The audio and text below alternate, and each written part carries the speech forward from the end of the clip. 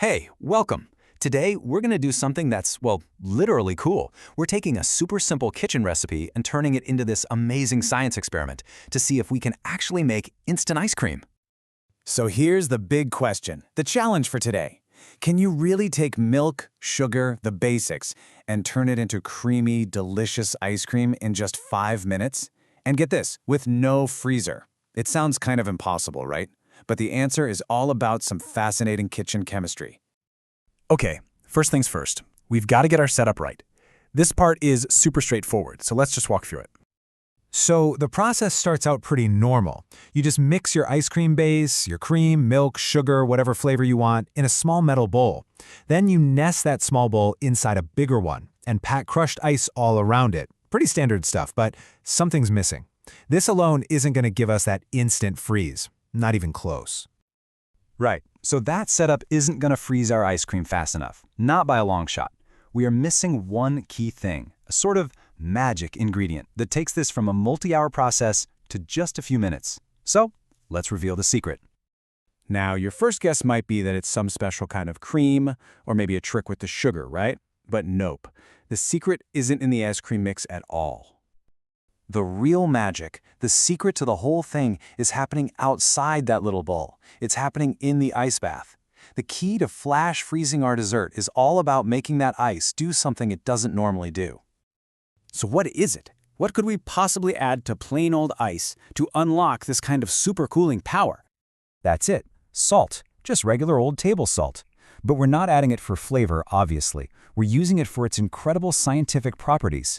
Sprinkling a whole bunch of salt over that ice, that is the one step that turns this simple ice bath into like a mini cryogenic chamber. So what's happening here has a really cool scientific name. It's called freezing point depression. You see, water normally freezes at 0 degrees Celsius, or 32 Fahrenheit. But when you add salt to it, you actually lower that freezing point. This lets our ice bath become this slushy, super cold brine that's actually colder than freezing, all without turning into one giant block of ice. Okay, so we've got our super chilled ice bath ready to go. Now it's time for the fun part. Let's see this science in action and watch our liquid mix turn into a creamy, frozen treat. Here's how it works. The salt forces the ice to start melting. But for ice to melt, it needs to get energy from somewhere. It needs heat. So where does it get it?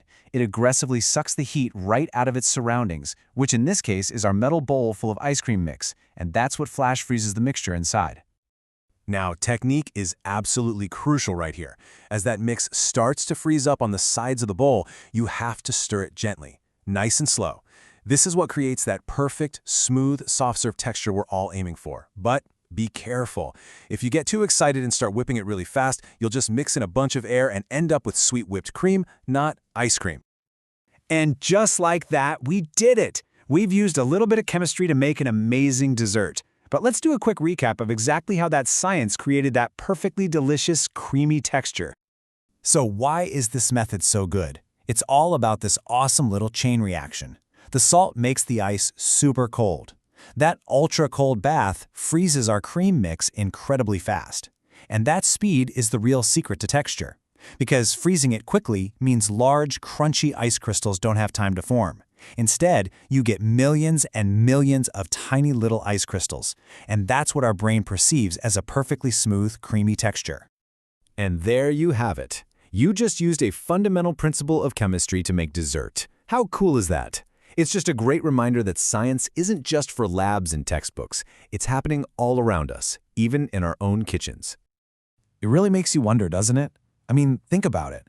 From the way bread rises with yeast to the way an egg white turns solid in a hot pan, our kitchens are just full of these little scientific miracles. What other everyday magic is just sitting there, waiting for us to understand the science behind it?